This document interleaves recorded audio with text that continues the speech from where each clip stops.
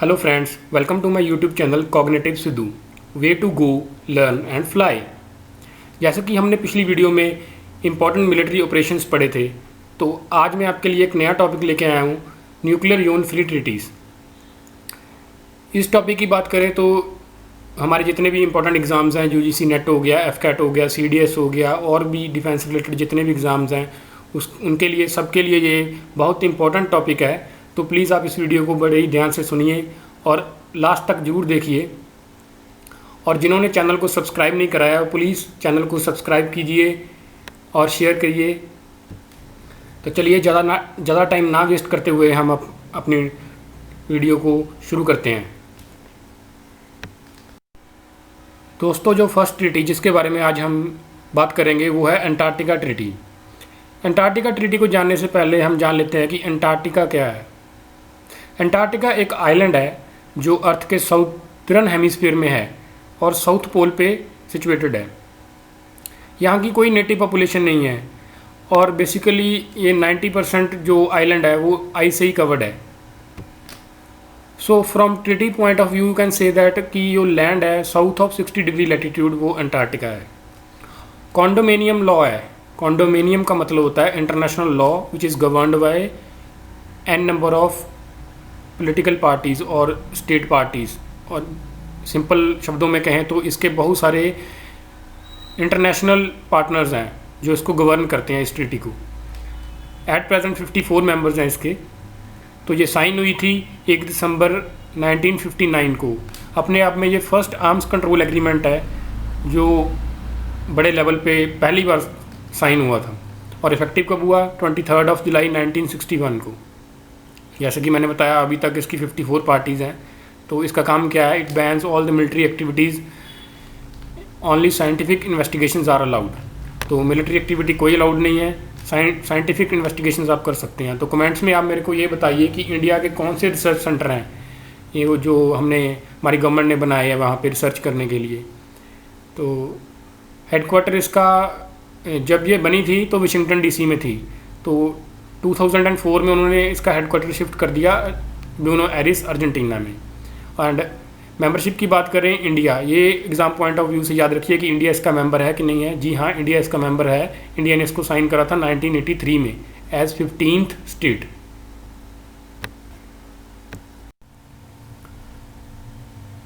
दोस्तों, अंत तक बने रहिए वीडियो के, शुरू से लेकर अंत तक देखिए इस वीडियो को। अंत में आपको ये बताऊंगा कि मैं एग्ज़ाम पॉइंट ऑफ व्यू से क्या आपको पूछा जाएगा इन ट्रीटीज़ में से, क्या क्रक्स है इन ट्रीटीज़ का, कैसे आपको याद करना है इनको सब। तो प्लीज़ आप लास्ट तक इस वीडियो को देखिए। तो बात करते हैं हम सेकंड ट्रीटी की जिसका नाम है आउटर स्पेस ट्रीटी। ये कब साइन हुई थी?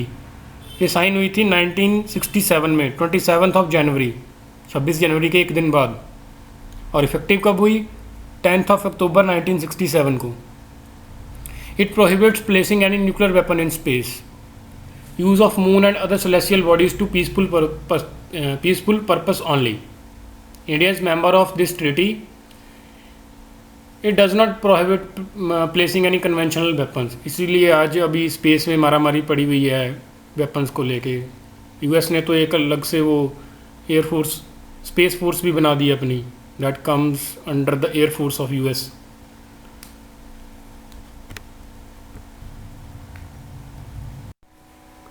फ्रेंड्स, अगर आपको ये वीडियो इन्फॉर्मेटिव लग रही है तो प्लीज़ लाइक ज़रूर कर दीजिए इस वीडियो को। नेक्स्ट ट्रीटी पे आते हैं हम, that is treaty of tlatelolco। इसको प्रोनाउंस करने के लिए आपको हेरा फेरी का बाबू भैया बनना पड़ेगा। tlatelolco। ये साइन हुई थी 14 February 1967 को, वैलेंटाइंस डे वाले दिन साइन हुई थी। और इफेक्टिव 22 अप्रैल 1968 को। असल में ये वीडियो बोल रहा हूँ, ये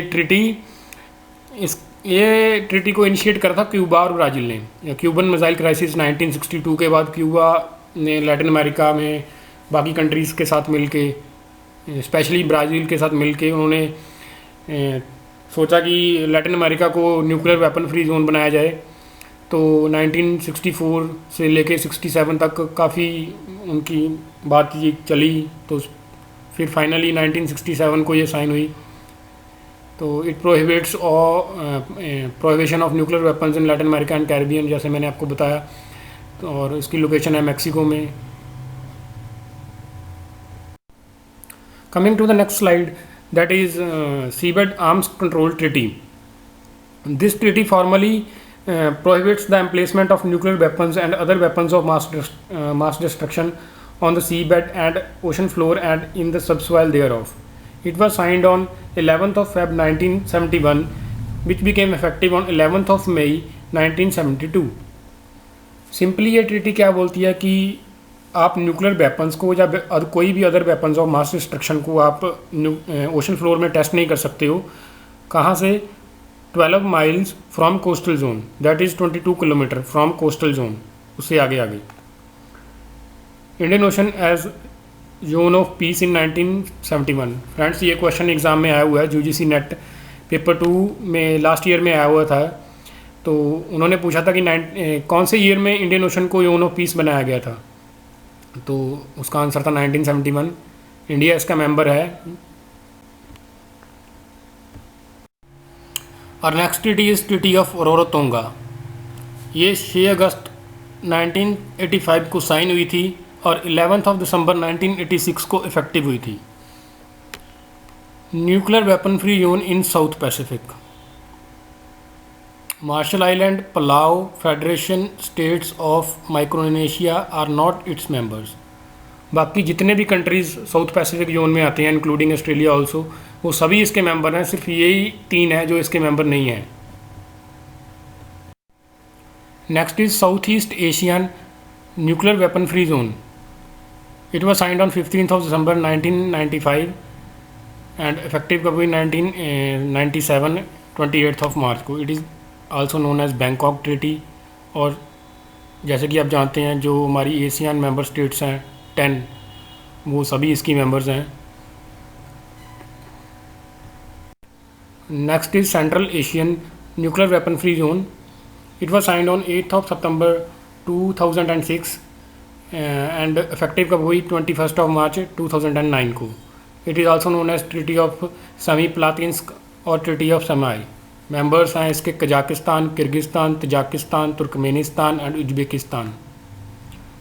जो सारी सेंट्रल एशियन कंट्रीज़ हैं सभी इसकी मेंबर्स हैं। Not to manufacture, acquire, test और पोजेस एनी न्यूक्लियर वेपन। सभी इन कंट्रीज़ ने मिलकर ये बनाया कि हमें ना तो बनाना है, ना एक्वायर करना है, ना ही टेस्ट करना है। और एक इंटरेस्टिंग बात है, ये जो है सेमीप्लातिन्स्क, इसको ट्रीटी ऑफ सेमीप्लातिन्स्क क्यों बोलते हैं? सेमीप्लातिन्स्क एक जगह है, यहाँ पे ये ट्रीटी साइन हुई थी। सेमीप्लातिन्स्क की एक और खासियत है, वहाँ पे रशिया का जो फॉर्मर सोवियत सोशलिस्टिक रिपब्लिक था पहले, उनका RDS-1 जो फर्स्ट न्यूक्लियर वेपन टेस्ट हुआ था, वो सेमीप्लातिन्स्क टेस्ट साइट जो मॉडर्न डे कजाकिस्तान में है, वहाँ हुआ था। नेक्स्ट हमारी ट्रीटी है ट्रीटी ऑफ प्लेंदिवा। प्लेंदिवा का मतलब है place of great gathering. Julu एक एथनिक ट्राइब है, अफ्रीका के बहुत सारी साउथर्न कंट्रीज़ में है। तो उस लैंग्वेज में प्लेंदिवा का मतलब होता है प्लेस ऑफ ग्रेट गैदरिंग। वैसे प्लेंदिवा एक जगह भी है, यहाँ पे साउथ अफ्रीका का मेन न्यूक्लियर रिसर्च सेंटर है उनका। तो ये साइन हुई थी 1996 को और इफेक्टिव कब हुई? 15 जुलाई 2009 को। अफ्रीका एक बहुत बड़ा कंटिनेंट है, तो इसको रेक्टिफाई करने में बहुत टाइम लग गया उनको, कि ये इसको इफेक्टिव होने में देख लो कितना टाइम लग गया। It establishes nuclear weapon free zone in Africa.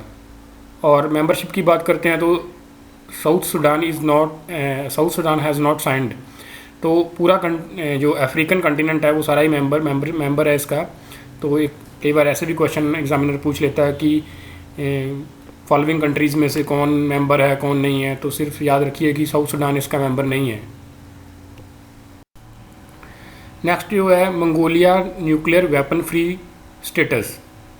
Mongolia इकलौती ऐसी कंट्री है जिसने खुद अपने आप को न्यूक्लियर वेपन फ्री स्टेटस दे दिया हुआ है। 1992 में बोला था उन्होंने ये। तो entire Mongolia including air space, land, water and subsoil. जबकि मंगोलिया के जो नेबर्स हैं China and Russia, both nuclear states हैं, तो फिर भी उन्होंने अपने आप को बोला कि हम ना तो मैन्युफैक्चर करेंगे, ना एक्वायर करेंगे, ना टेस्ट करेंगे। हाँ, कीवर्ड देखिए आप, जैसे तलातले लोल को, ये थोड़ा स्पेनिश साउंड करता है। तो जो लैटिन अमेरिकन और कैरिबियन, जो लैटिन अमेरिका था वो स्पेनिश और फ्रेंच कॉलोनीज थी। तो इसे याद करिए कि अगर तलातले लोल को आएगा तो वो लैटिन अमेरिका और कैरिबियन से रिलेटेड ही होगा। और रोरोतोंगा, रोरोतोंगा मतलब आर और एस, अल्फ़ाबेट्स में PMNOPQRS, आर के बाद क्या आता है एस, तो रोरोतोंगा आएगा तो मतलब साउथ पैसिफिक में आएगा।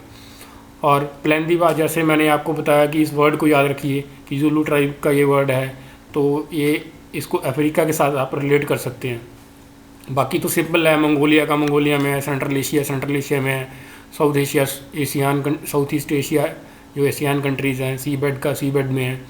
और रही बात ये याद करने की, तो आप ये याद करिए कि ये साइन कब हुई हैं बस। इफेक्टिव तो ऑलमोस्ट ये 2 साल बाद होगी, ये 1 साल का डिफरेंस है, ये 1 साल का डिफरेंस है, ये 2 का है, ये 1 का है, ये 3 का है, ये थोड़ा लंबा टाइम है। ये भी आपको याद रहेगा कि 1996 में याद हुई तो इफेक्टिव 2009 में हुई है, मंगोलिया 1992 में हुई है। क्यूबन मिसाइल क्राइसिस को याद रखिए, आपको लैटिन अमेरिका वाली याद रहेगी कि 1962 में क्यूबन मिसाइल क्राइसिस हुए थे, तो 64 में उन्होंने स्टार्ट कर दी थी इसको प्रोसेस बनाने की, तो 67 में साइन होगी, 68 में इफेक्टिव होगी।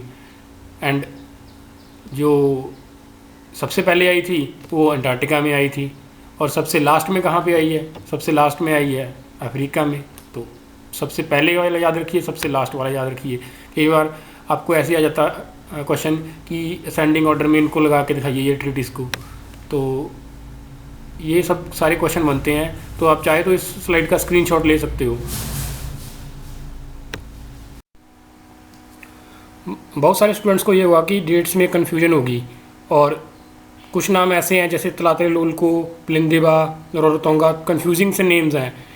जब मैच द कॉलम में आ जाएंगे या एग्ज़ाम में पूछे जाएंगे तो कन्फ्यूजन हो जाएगा। कई बार गलती से रोरोतोंगो की जगह अफ्रीका मार्क हो जाता है। तो इस मैप को देखिए, इस मैप के थ्रू मुझे यकीन है कि आपको मैप के थ्रू अगर आप इसको इन 3 जो ट्रीटीज़ हैं जिनके कीवर्ड थोड़े से कन्फ्यूजिंग हैं, इनको देखेंगे तो आपको पक्का याद हो जाएंगी ये विद डेट्स। तो शुरू करते हैं हम अंटार्कटिका से, साउथर्न हेमिस्फीयर में 1959 में। उसके बाद हम जाएंगे लैटिन अमेरिका जो 67 में आया तलातले लोल को। फिर हम उसके बाद गए साउथ पैसिफिक में, रोरोतोंगा 1985 में आया। फिर हम फाइनली अफ्रीका में गए, प्लेंदिबा 1996 में आया। तो ये जो कंफ्यूजिंग था वो मैंने आपको बता दिया, बाकी सब इजी है। एक बार नहीं 2 बार वीडियो को देखिए, आपको याद हो जाएगा। तो फ्रेंड्स, ये थी हमारी आज की वीडियो। मेरी कोशिश होती है कि मैं कम से कम समय में आपको ज़्यादा से ज़्यादा इन्फॉर्मेशन दे सकूं। तो अगर आपको ये वीडियो इन्फॉर्मेटिव लगी है तो प्लीज़ वीडियो को लाइक ज़रूर कर दीजिए और चैनल को सब्सक्राइब करना मत भूलिए। मिलते हैं नेक्स्ट वीडियो में एक नए टॉपिक के साथ। तब तक के लिए बाय बाय, टेक केयर।